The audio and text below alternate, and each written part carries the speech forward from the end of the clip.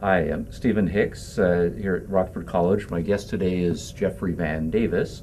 Van Davis is a documentary filmmaker, and he's recently released a film on Heidegger and Heidegger's connection with National Socialism in Germany in the 20s, 30s, and beyond. The title of the documentary is Only a God Can Save Us, and that comes from an interview Heidegger did when he was older, long after World War II was over, and he was in a somewhat despairing mood about the future of Germany and the broader world culture. Fascinating set of issues here about Heidegger, one of the great philosophers of the 20th century, whether one agrees with him or not. And at the same time, on the history side of things, the Nazis are notorious, and justly so, for the horrors that they perpetrated in World War II. So let me ask you, Jeffrey, how you came to make this film in the first place. Well, as everybody says, it's a long story, but I'll make it short. Okay. When I was a young man, I was a serious young man at one time, and I was raised a Catholic, and I wanted to be a priest. Huh. So I went to study for the priesthood, and I was in a seminary for 2 years. And when I was in the seminary, we had two majors, which was theology and philosophy. And it was in a philosophy course that I first learned about Heidegger. And that was the spark that then led me to, after I left the seminary, realize that the priesthood was not for me. And then I got my bachelor's degree and my master's degree in philosophy and started reading Heidegger quite serious.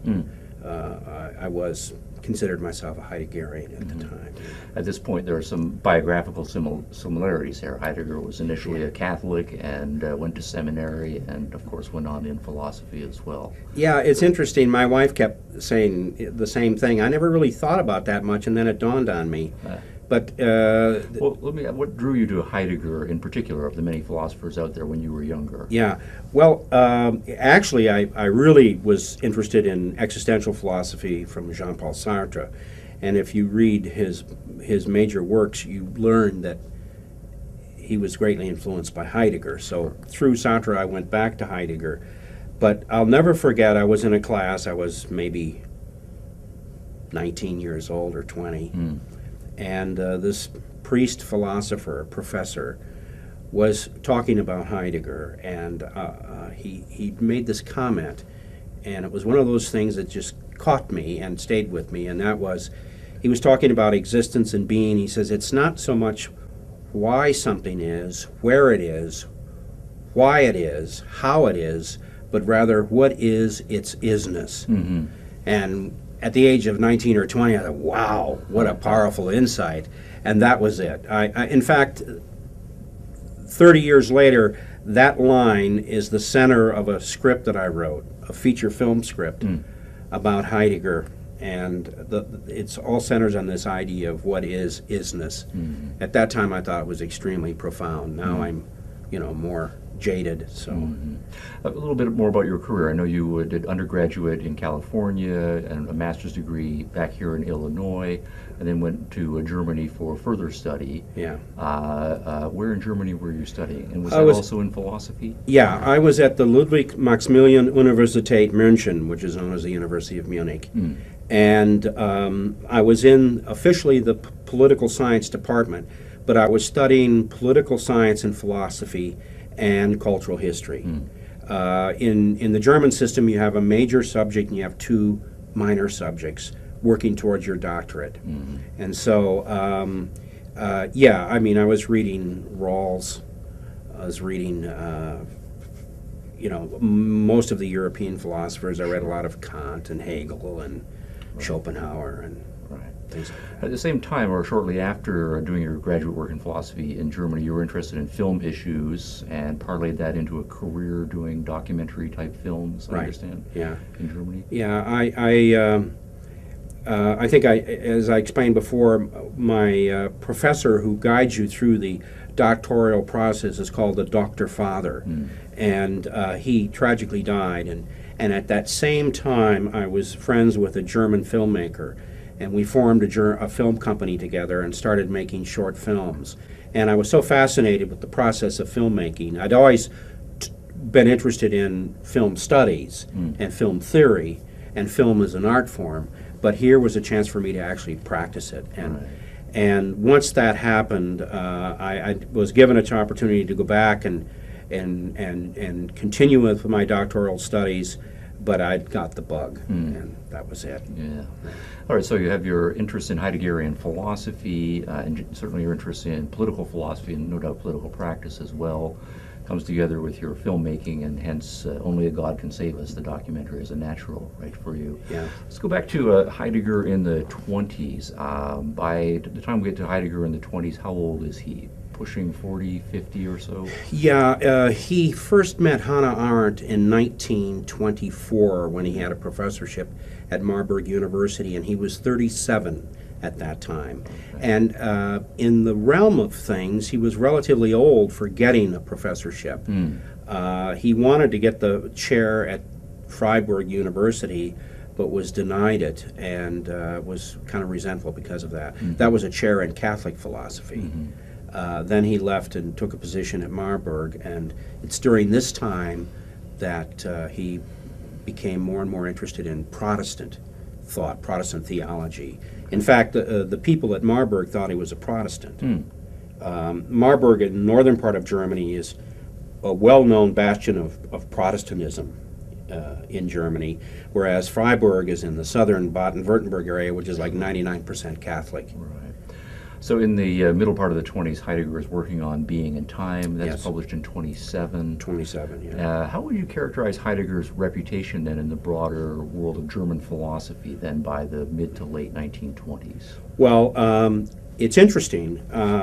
Heidegger did not publish anything. In fact, in a long 6-hour interview I had with his son Hermann Heidegger, he made it quite clear to me that one of the reasons why Being and Time came into existence was because Heidegger was at a certain level and he needed to publish to make more money. And he was reluctant to do that because he was doing so many other things. And finally, he threw these things together. I'm saying that figuratively. And he published Being and Time in 1927. And that, of course, overnight he became a philosophical sensation. But by the late 20s, early 30s, he was probably the most well-known, famous philosopher in Germany, as well as being highly respected. What's interesting is, before he published Being and Time, he still had this reputation among students. Students came from all over to listen to the magician of Meßkirch. He had this wonderful reputation of being a great teacher, a great lecturer. He would expound upon a particular topic and deconstruct it, tear it apart, and then rebuild it again. And he would just leave the students, in wonderment, so to speak. And this reputation drew people like Hannah Arendt, who came from East Prussia. She was born in Hanover, but her family eventually were in far eastern Germany, and she came all the way down to Marburg, as did many other students, to study under Heidegger. He had this sort of reputation that was unofficial, but students knew. So by the time we get to the late 1920s, early 1930s, Heidegger is a major star, so to speak, in the philosophical firmament. If we go back to the 20s then again, Heidegger as a political thinker, to what extent do you think his political views were formed or still being shaped in the 1920s? Yeah, that's a good question, and it's partly in debate.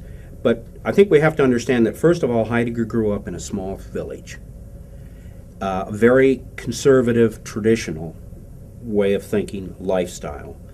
Even though he was a very strict, traditional Catholic, and he was informed by being raised this kind of Catholic, eventually he would reject Catholicism, but he still grew up in an area which was highly identifiable in terms of being nationalistic, patriotic, all things German,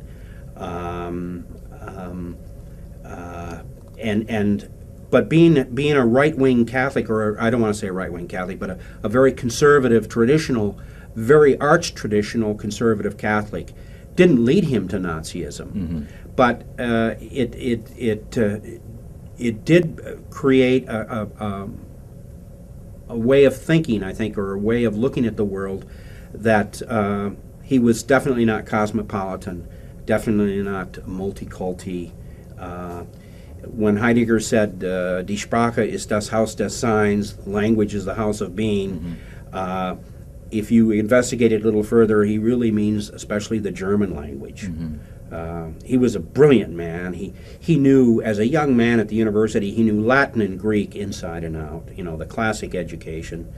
And for him, there were two great sources. One was German, and the other one was Greek. And for him, that was the only way. Would you say in the 1920s there's any sense that, aside from the cultural conservatism, right, so to speak, including the nationalism, that there are other elements of Nazi political philosophy that Heidegger signed on to in the 20s, even at a theoretical level? Yeah, I think it's sort of like osmosis through a semi-permeable membrane.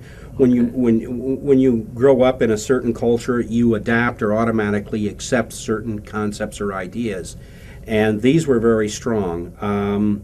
We know that at that time, you know, since the turn of the century, from the 1800s to the 1900s, there were some key German writers who were talking about race, talking about German culture and German language being superior, that, you know, Germany was the land of Dichter and Denker, you know, of poets and thinkers, and Heidegger certainly belonged to that class of people.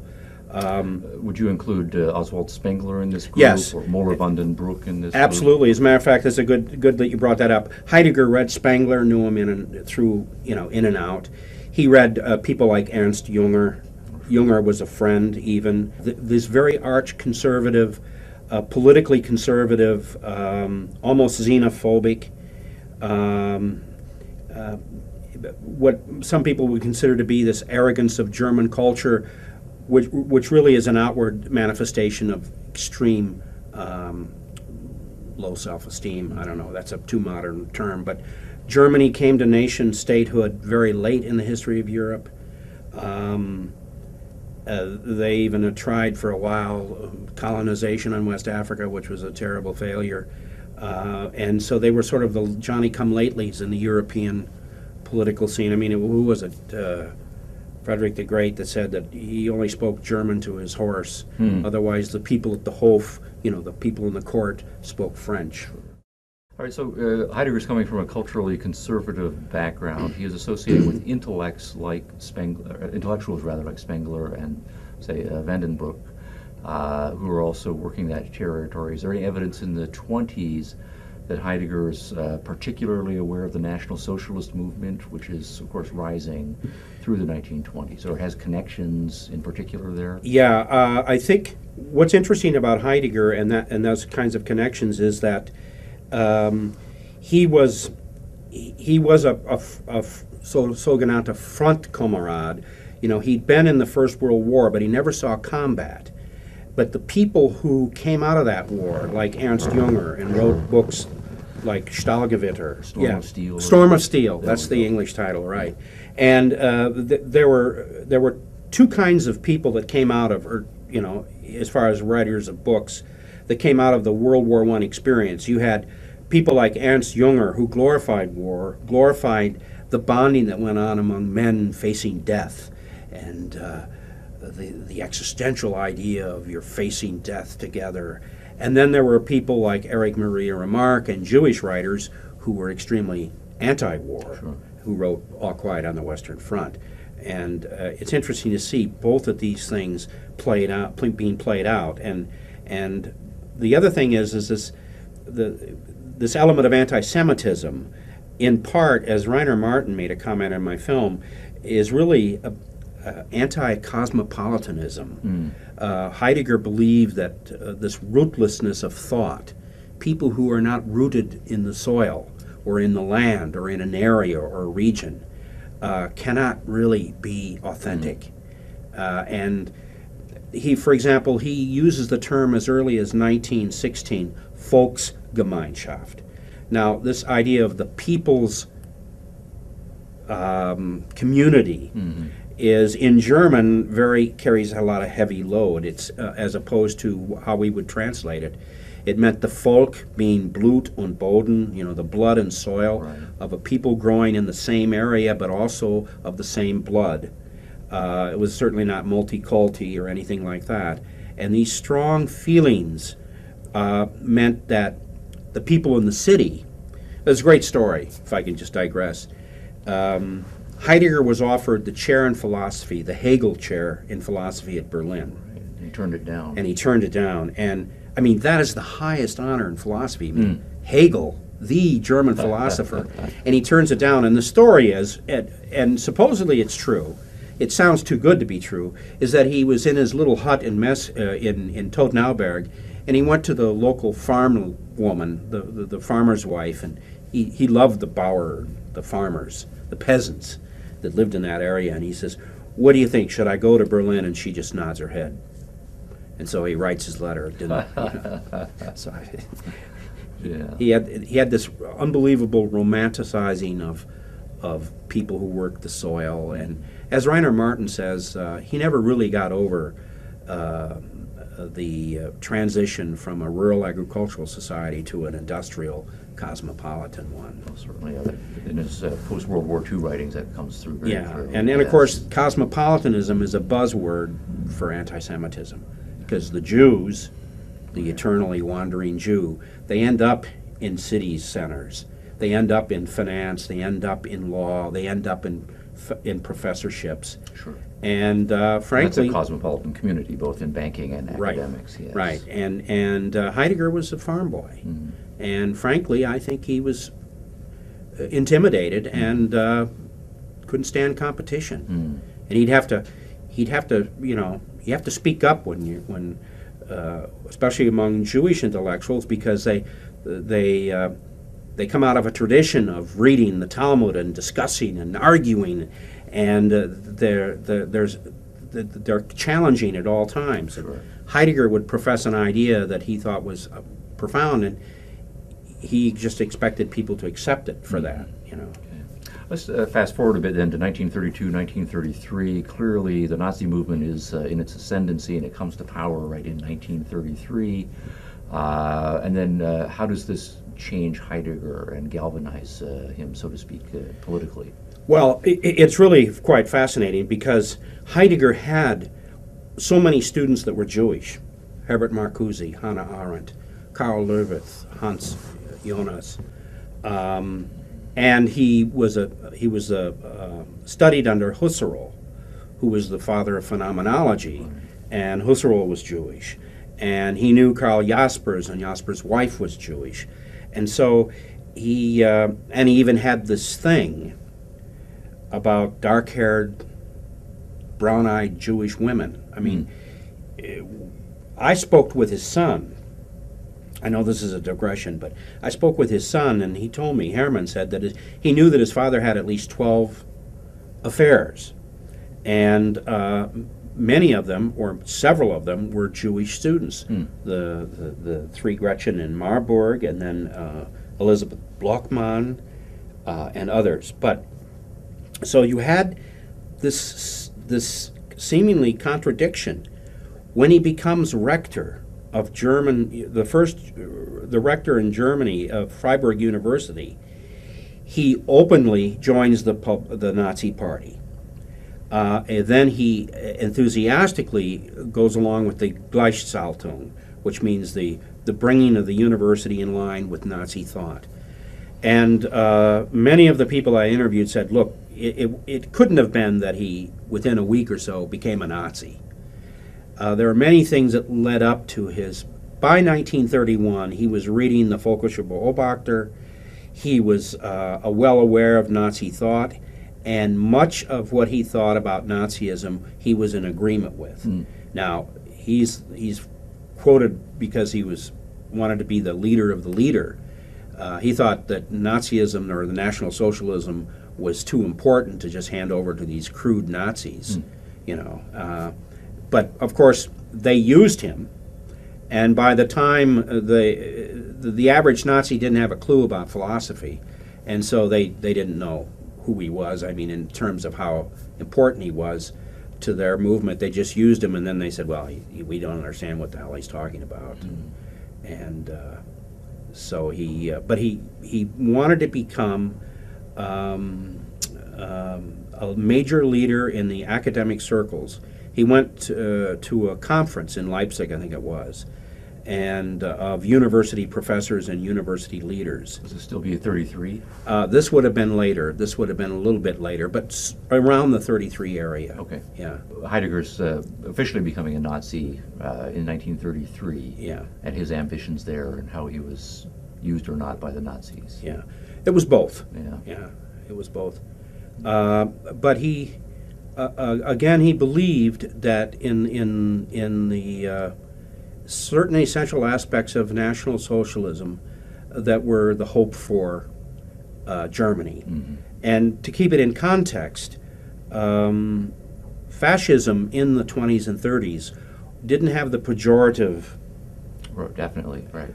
In fact, many people, young people, political leaders, etc., believed that fascism was the way to go to counteract Bolshevism, communism on the one side, and mad dog capitalism and American modernity on the other. And if you look at it in that context, it was very attractive for a lot of people.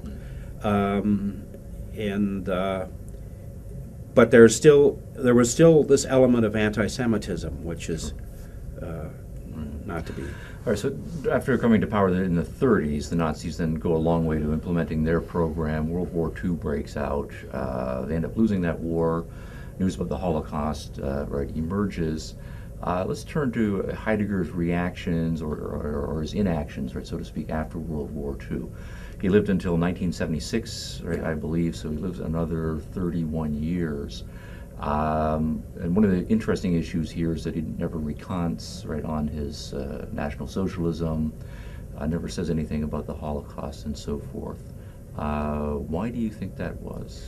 It's interesting. I've thought about this for a long time, and the only way that it makes sense for me to try to understand this is my wife, who was a clinical psychologist and did a lot of therapy for many, many years. She said he was a narcissist, and there's no doubt that he was a narcissist, and that narcissists cannot see themselves, even if it's shown to them right in front of their faces. The narcissists cannot see themselves as being wrong. It's just not in their picture build. On the other hand, what's interesting about Heidegger is, I mean, you take somebody like Hans-Georg Gadamer. He, at a time, was an enthusiastic Nazi. But what Gadamer did was he took all of his writings that he wrote during the Nazi period and pulled them out of circulation and rewrote them and changed them. And many of those things he published later, after the war, became major works of Gadamer. Okay? Heidegger refused to do that. He was sort of a stubborn kind of I don't want to say honesty, but he left all of that stuff in, that he thought that National Socialism was the last hope. You're giving a kind of a psychological interpretation that he, as a narcissist, can't admit that he's wrong, right, and so forth. What about an intellectual interpretation, which would be to say that he still believes that the philosophy, or his philosophy, is correct, or that his political philosophy is correct, at least in principle, and so he doesn't see the need to change anything. That's right. And that is also true. Then there would still be an issue of his particular connections to Hitler and the Nazis and the issues of the Holocaust. If he wants to preserve the philosophy as a theory, he would at least be making some distancing, saying that the Nazis perverted it or they didn't carry out the program correctly, but he didn't do any of that either. No. It is a mind-boggling issue in many respects. Herbert Marcuse wrote him a letter pleading, look, just step back, make an apology, point out that you were wrong here and here and here, that it was wrong to lead young men to Nazism. And Heidegger refused to do so, and I think in part because he didn't think it was wrong. Hermann Heidegger, who's the son of his father being Martin Heidegger, and he makes a quote that's not in my film because I was not allowed to use it, in which his father said to him, my ideas in my philosophy, the Germans are not yet ready for it. Maybe in another 100 years. And there are some very conservative, nationalistic, right-wing, if you want to use that term, German thinkers, cultural thinkers today that just worship Heidegger and think in those same terms that the time's not yet right for this great philosophical truth to find its fruition in Germany. Now, the thing about it is it's still highly nationalistic. It's German. If you talk to Heidegger scholars like Ted Kissel and others, there are elements of Heidegger that are being used by scholars in Japan, in Asia, in Russia, even in other parts of the world, who take Heideggerian insights and apply it to their own language. So there is something in Heidegger that is fascinating and is of value. But Emmanuel Faye, on the other hand, really makes a case, and most academics disagree with him, but he makes a case that Heidegger's writings are Nazi to the core. And if you talk to a scholar like Ian Thompson at the University of New Mexico, he'll be first to say that Heidegger was a terrible person. He made terrible mistakes. He was wrong about his Nazism. But yet there are certain ideas in Heidegger that we have to read him critically, and there are certain things that are of value, and the job is to separate the good from the bad, so to speak. So there are a couple of issues here. One is to positions that are possible here. One is to say that Heidegger's philosophy as a whole actually has no connection to National Socialism as a political philosophy and a political practice. The opposite position would be Faye's position. He's the fellow at Paris, correct? Yeah. Yeah, who would argue that there's a tight integration between the philosophical theory and the philosophical practice. What's your view on that? I have mixed feelings. Bernd Martin said, Heidegger could not apologize and could not confess doing anything wrong politically. Because if he were to admit wrongness politically, then it would be admitting wrongness philosophically. Right. Because, as Martin pointed out, these things are together. Okay, so there is a theory-practice connection on that view. Yeah. So, and that's a position that Faye is taking, and Ian Thompson at University of New Mexico is disagreeing with that position, right? Yeah. Okay, another view, though, is or a follow-up issue then, if you think there's an integration between the two, it would be a question which one comes first, right, in Heidegger's thinking. Is it that first he comes up with the theory and sees the political practice as a natural application of it, or were his commitments first political and cultural, and that he's backtracking into a philosophical theory that justifies it or, in worst case, rationalizes it? Do you think he was first and foremost a philosopher or first and foremost a cultural activist thinker? God, that's a good question. My first impression would be that I think first and foremost he was a philosopher. But, I have a master's degree in philosophy. I'm not a philosopher. And I know that there are philosophers out there that would vehemently take one side or the other. I've read half of Emmanuel Faye's book, and I'm getting the impression, correct me if I'm wrong, that he is leaning toward the politics driving the philosophy more than the philosophy driving the politics. That's correct. Okay. Yeah. Fair enough. In fact, his controversial thesis is, quite frankly, that Heidegger's greatest sin is bringing Nazism, politics, into philosophy. Sure. Okay. Yeah. All right. Let's go to your making of the film. When did you first get serious about the project? Well, I'd been a Heideggerian, and I can remember being in Germany.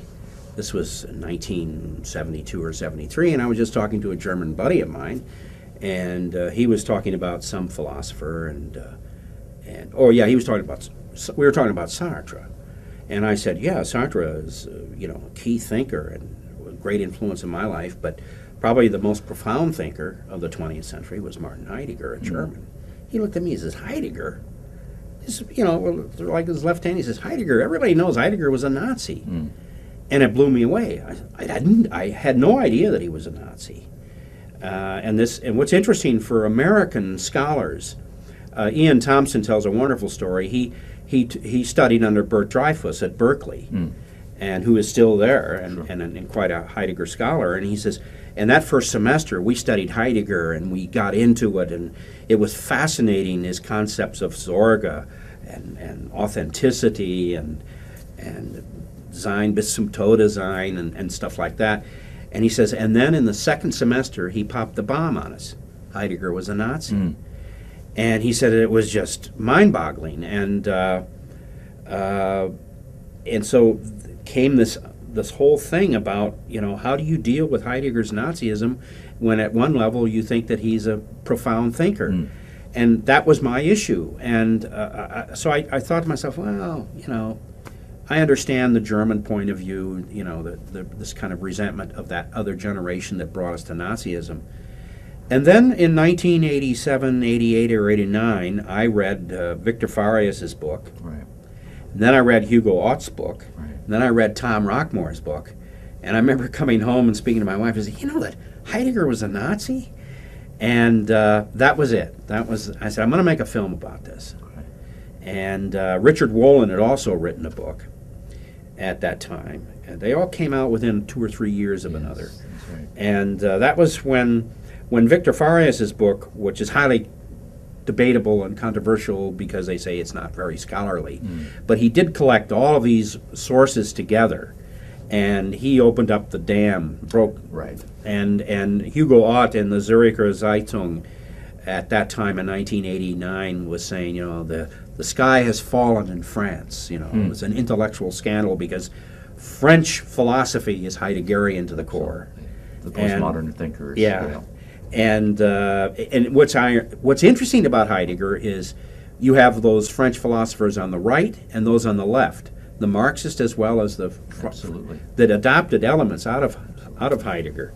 So, and I said, well, that's it. And so I got a hold of Richard Wolin, who at that time was at Rice University, and I was teaching in the Department of Media Arts at University of Arizona. And I said, would you be willing to come up and give a lecture, and then I'd like to interview you on camera? And he said, sure.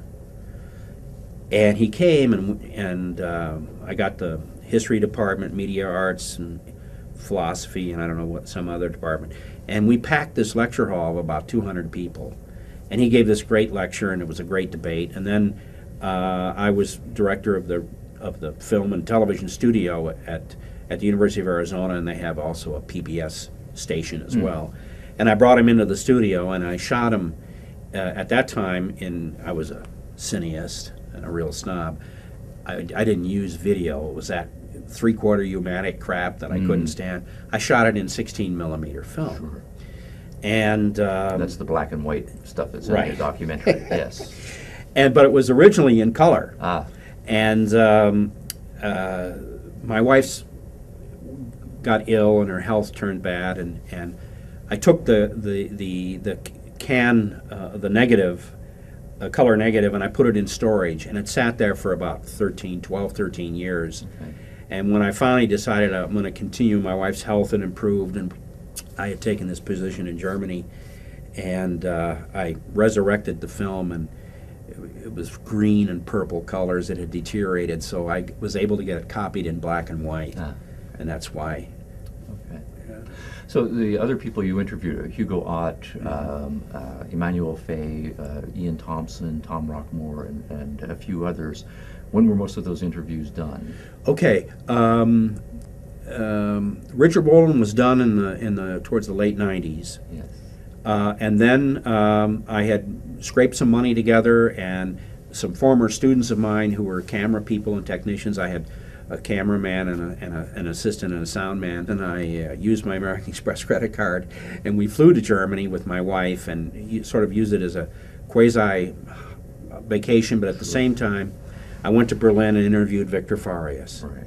Okay, that was in 2002. And he was very animated in the documentary. Yes. Yes. Yeah. I mean, I took some things out that Farias said because they were so outrageous. And people told me, you got to take that out. Even Emmanuel Fay said, you've got to take that out. But as a filmmaker, Farias was wonderful because he was just so electrifying. Yes. And then we went to Tottenauberg. We shot footage there. We went to Freiburg University. And then at that time, my wife and I decided, well, look, if we really want to do the film, we got to go back to Germany. And so that's when I got a position teaching at a college which is on Lake Constance and not far from Meßkirch. And so in 2003, then I interviewed Hugo Ott. And then in 2004, because I was a teacher and I could only do it when I had a break, 2004 I interviewed Rainer Martin and Bernd Martin, and then I did 2005 and 6. Tom Rockmore lives in France, and he came to Germany. I interviewed him in my home in Germany, and then Rockmore knew Emmanuel Faye, and he was kind enough. He's been a good friend and a supporter, and so then in 2005 or 2006, we went to Paris, shot Emmanuel Faye, and Silke Seemann I shot in 2007. And then I spent about a year and a half editing all of it. I mean, I just had hours and hours. My rough cut was 6 hours. Sure. You also interviewed Ian Thompson. I believe that was in New Mexico? Yes. Okay. That's an interesting, might interest filmmakers, this story. I had no more money. And I'd read Thompson's book, which I thought was quite interesting. And I realized that my film was one-sided. I mean, I'll admit that, because it's highly critical of Heidegger and his Nazism. But Thompson was one of these guys that was riding the fence. You know, he's saying, look, there's profound stuff that's of value. There's stuff we have to be critical and throw out. And I had read his book, and so I could not afford to fly to New Mexico, get a crew, and go in there and shoot him. And then it just turned out, I thought I had this brilliant idea. I called him up. We talked for a long time, and I said, look, it's much cheaper for me to call you on the phone. We can do a conference call. I contacted the head of the media department at the University of New Mexico, and she set up the camera in Ian Thompson's office, and he had a speakerphone here, and I was asking the questions in Germany, and he was answering them on camera in New Mexico. And some of that stuff I had to edit because he kept forgetting, and he was always kind of looking down. Right. And when he was supposed to be looking at a dummy sitting in a chair, pretending it was me. So, and the content of that interview was really fascinating. Much of it I couldn't use cinematically because he's just looking down. And I had a section in there, and somebody say the content is good. Yeah, and I had a section in there where somebody says, "Why is he looking down?" And I realized, well, so I had to put in insert pictures. And yeah. So you finished the shooting in 2008 or so? Yeah. Okay, and then went on to do the editing through 2009. Yeah. And the first showing was late 2009 or so? Yeah. It took me about a little over a year to edit it because I had all this material, an embarrassment of riches. And the premiere, the very first premiere of the film was July in Freiburg University at the Aula, at the Freiburg Auditorium, where Martin Heidegger in May of 1933 gave his famous rector's speech. Wow. And there's a photograph of that same aula with Nazi banners and stuff, and the statues that were in that photograph are still there. You know, a classic German Wissenschaft and all pre-Nazi stuff. You know, it wasn't. And so I showed it in July, and so it'd be 76 years and a few months to the day. Yeah. Yeah, and what's interesting is the Badische Zeitung, which is the major newspaper in Freiburg, a reporter called me up and heard that I was going to show this film and asked if he could see it, or if she could see it. It was a woman. And I said, sure. So I sent her my film. And a couple days later, she called me back up, and she and her husband watched it together. Her husband happens to be a Germanistic professor at the University of Freiburg. And a big Paul Celan expert. I'm now using him in my Paul Celan film. But she was totally begeisterd, totally enthusiastic, and wrote a full-page, front page on the cultural section of the Badische Zeitung about my film.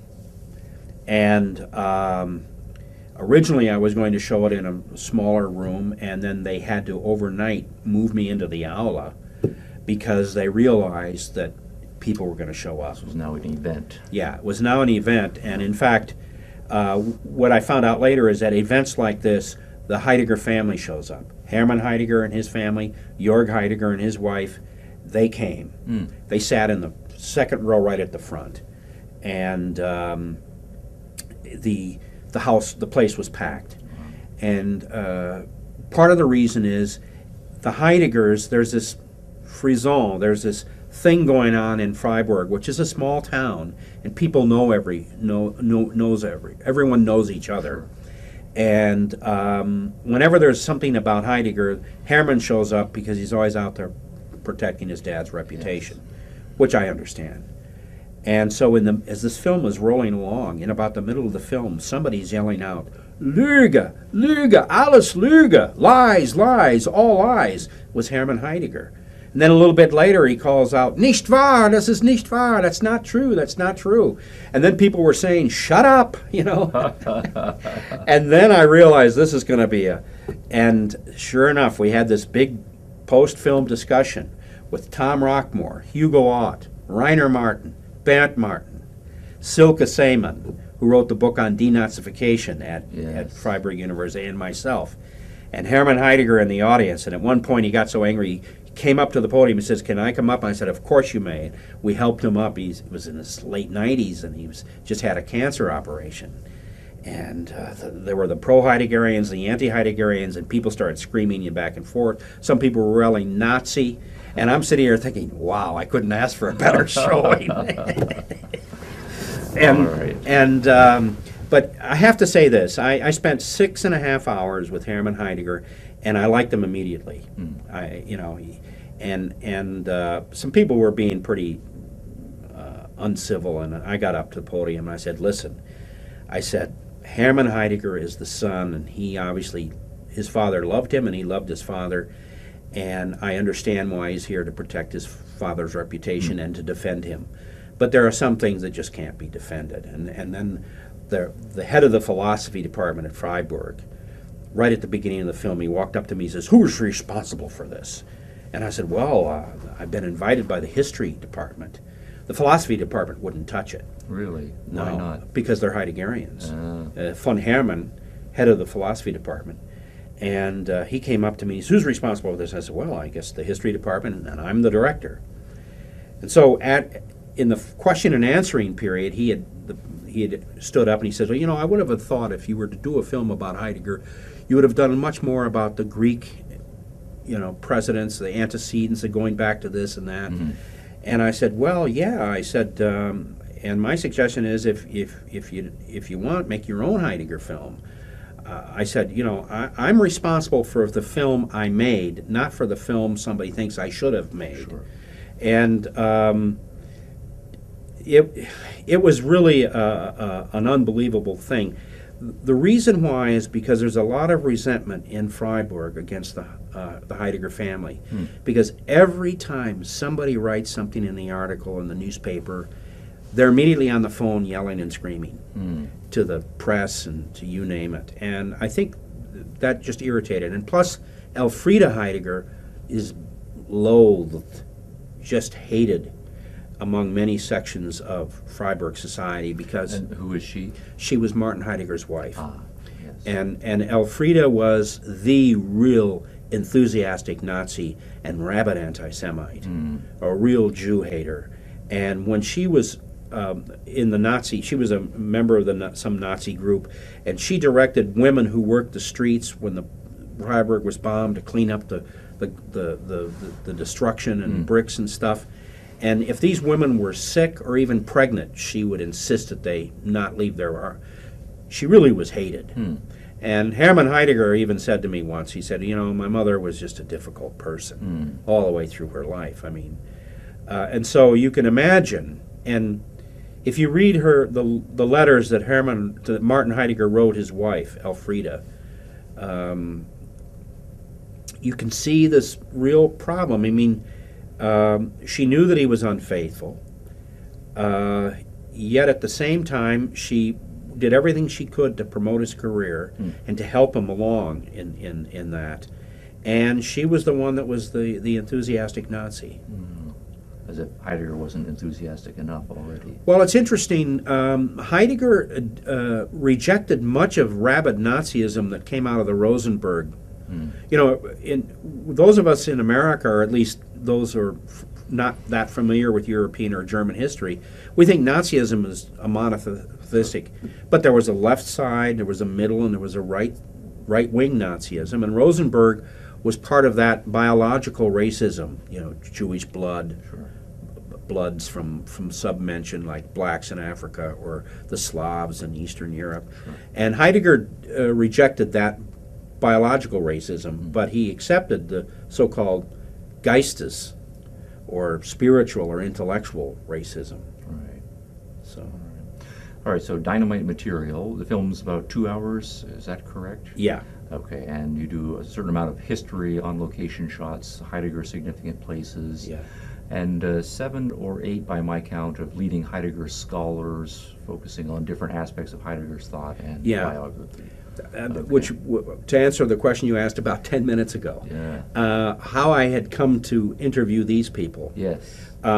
When I showed my film at Penn State University, David Smith and forget the other guy's name, they're strong Heideggerians and very nice people, very smart, certainly smarter than I am.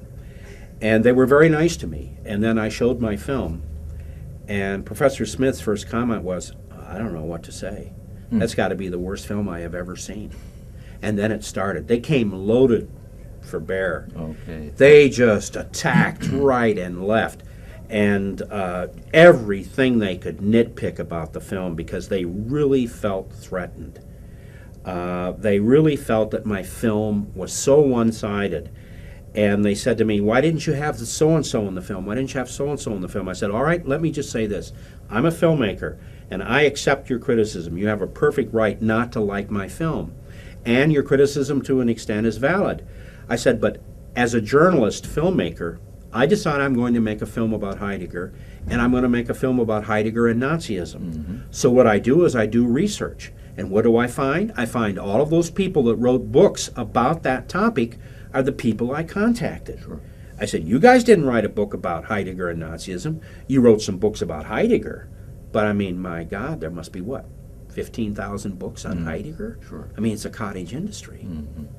So, to that extent, I went to what I consider to be the experts on Heidegger and Nazism, Hugo Ott, Victor Farias, Tom Rockmore.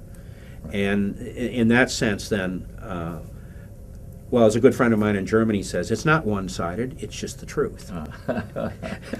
Well, the truth is one-sided. That's right. The debate about the truth is often two-sided. Yeah. If I could ask you then, those who are interested in carrying on Heidegger's legacy and who therefore feel threatened by your film, what aspects in the film do you think are most threatening to them? Is it they would not like to have mention or discussion of Heidegger's interaction with the Nazis because they think it's not true or that it's irrelevant, or that in some sense it is relevant, but they believe the philosophy is sound and so they want to naturally distance as much as they can. What's the take? It's a there? good question, and that question changes over time. Initially, that was it. They didn't even want to admit, but they can't do that anymore. Yeah. All of them admit Heidegger was a Nazi. All right. Okay? But of course, if you know anything about Heidegger's philosophy, you know that you can't, like other thinkers, you can't separate the man from his thought, because that's an integral part of his own philosophy. Frege, the great mathematician, was a rabid Jew-hater, yet nobody denies his brilliance in mathematics. And the Heideggerians are trying to do the same thing. They're trying to say he was brilliant in his thought, but as a mensch, as a human being, he failed. And So to separate the man from the thinking. yeah, All right. yeah. All right. All right. What is the availability of the documentary now? Well, it's going to be back on. We just ordered a bunch more, and it's going to be back on Amazon in about a week. Okay. Well, thanks for being with us here today. Thank you. I enjoyed speaking with you very much. Fascinating material. My Yeah. goodness.